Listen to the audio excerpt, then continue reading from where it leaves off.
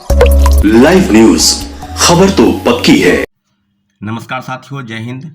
सबसे पहले आपको हम बता दें कि कई अभ्यर्थियों का फ़ोन कॉल लगातार आ रहा है। उनका कहना है कि सप्लीमेंट्री रिजल्ट को लेकर जो सेकेंड फेज की बहाली में जो शिक्षक विभाग और बीपीएससी ने जिस प्रकार का खेल किया, जिस प्रकार का षड्यंत्र रचा, तो सारे मामलों पर आपको अपडेट करा दें कि सप्लीमेंट्री रिजल्ट को लेकर बहुत बड़ा प्रोटेस्ट कल होने जा रहा है। इसलिए जितने भी शिक्षक अभ्यर्थी मेरी बातों को सुन रहे हैं, कल तय सीमा पर अपने जगह-जगह पर आज आ जाएँ और कल जहाँ भी तय होगा प्रोटेस्ट, यानी कहने का मतलब कि लोकतांत्रिक तरीके से जो भी लड़ाई सप्लीमेंट्री रिजल्ट को लेकर लड़ी जानी है, उसके लिए 2 अप्रैल तय सीमा हुआ है। और जितने भी शिक्षक अभ्यर्थी हैं, जो ये समझ रहे हैं कि पूरक परिणाम का डिमांड बिल्कुल जायज़ नहीं है, तो क्या शिक्षा विभाग ने 14,700 पदों की जो सूची भेजी थी, क्या सभी पदों पर पूरक परिणाम नहीं आने चाहिए थे? और 1 महीना तक इंतजार करने के बाद घाल-मिल किया गया और तीसरे फेज़ की बहाली की प्रक्रिया शुरू हो गई। तो साथियों, आपसे आग्रह है कि कल भारी से भारी संख्या में आएँ और जितने भी अभ्यर्थी मेरी बातों को सुन रहे हैं, राज्य के विभिन्न जिलों से अपनी मांगों को लेकर एकजुट होने का प्रयास करें।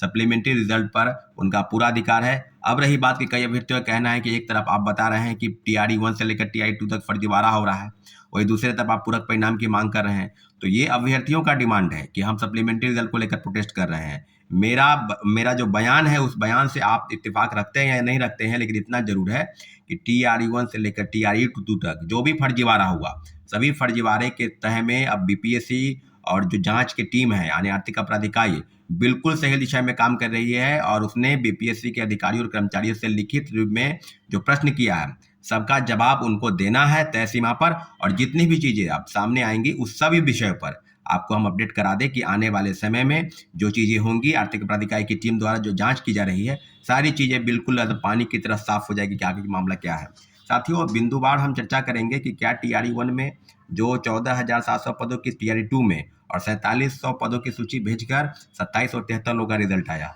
तो पूरक परिणाम में जो फर्जीवाड़ा हुआ, तो सारे मामलों पर जो तीसरे फेज की बहाली पर भंडाफोड़ हुआ,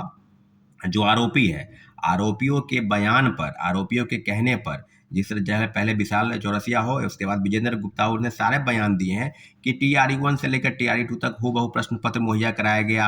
अब सारी चीज़ें बिल्कुल अब सामने आ रही है। अब बताइए, पटना के 90 फीट में एक सेंटर बनाया गया था, जहां से लोगों को परीक्षा केंद्र में पहुंचाने की, प्रश्न पत्र मुहैया कराने की और कई चीज़ों की जानकारी वहां से सामने आ गई है कि आर्थिक अपराध इकाई ने बिल्कुल, अब उत्तर प्रदेश से इसके लिंक आ रहे हैं। उत्तर प्रदेश के कई सेटिंग गेटिंग के तहत कई शिक्षा माफियाओं और जो सरगनाओं हैं, शिक्षा के सरगना, उनके साथ उनकी बातचीत हो रही है। तो इस मामले में क्या उत्तर प्रदेश के तमाम जिलों में, चाहे तमाम शहरों में, जैसे कि आपको बता दें कि बनारस हो, लखनऊ हो, कानपुर हो, इलाहाबाद हो, गोरखपुर हो, आदि सब जगहों पर छापेमारी चल रही है। और हजारीबाग से जो गिरफ्तारी हुई, उसमें महिलाओं को तो बेल मिल गया है, परंतु लगभग 300 के आसपास की जो गिरफ्तारी हुई थी, उसमें सारे शिक्षक अभ्यर्थियों का मैं बार-बार बीपीएससी से आग्रह कर रहा हूँ कि आप पूरा डाटा, पूरा नाम पता उसके जाहिर करें कि कौन-कौन लोग गिरफ्तार हुए हैं, उनका क्रमांक क्या है, किस सब्जेक्ट में वो परीक्षा में बैठने वाले थे, टीआरई 1 से लेकर टीआरई 2 तक जो भी फर्जीवाड़ा हुआ है, सारे का बिंदुवार चर्चा आपको हम बताते चले कि आने वाले समय में इस तरह की चीज़ें हो रही है।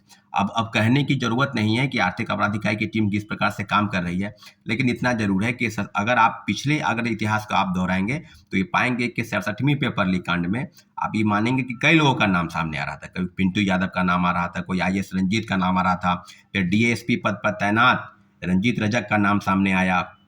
उसमें कइयों लोग, सैकड़ों लोग की गिरफ्तारी हुई। अभी जो मामले सामने आ रहे हैं, उसमें रंजीत रजक सस्पेंड हो गए, फिर उनको कोर्ट में जेल गए, फिर उसके बाद वो फिर सस्पेंशन उनका रिवॉक हो गया, फिर वो ज्वाइन कर लिए। तो कई चीज़ें बिल्कुल अब उस सामने में है कि क्या 67वीं पेपर लीक कांड में कई जो बातें सामने आ रही थी, उस पर लीपापोती हो गया। तो क्या उसी प्रकार से क्या जो तीसरे फेज की बहाली पर लीपापोती होगा? तो लीपापोती का प्रयास किसी भी प्रकार से नहीं होने देंगे। आर्थिक अपराध इकाई बिल्कुल बेहतर काम कर रही है। अगर उन्हें खुली छूट मिली है, तो बिल्कुल दूध का दूध और पानी का पानी एक हो जाना चाहिए, क्योंकि बीपीएससी के पूर्व चेयरमैन की भूमिका, उनके रहते हुए भी जिस तरह के कारनामे हुए और जिस तरह की चीज़ें टीआरई 1 से लेकर टीआरई 2 तक, जो क्वेश्चन पेपर प्रिंटिंग प्रेस में छपने से पहले उन लोग के पास कैसे चला गया, क्या बीपीएससी अध्यक्ष के अलावा भी किनको पता था, नहीं पता था? परीक्षा नियंत्रक यानी परीक्षा एग्जामिनेशन कंट्रोलर की भूमिका पर, और सारे बिंदुओं पर जो जांच अगर आप पाएंगे तो यह पाएंगे कि आर्थिक अपराध इकाई की जो टीम है बिल्कुल बेहतर काम कर रही है, और सारे मामलों पर TRE 1 से लेकर TRE 2 तक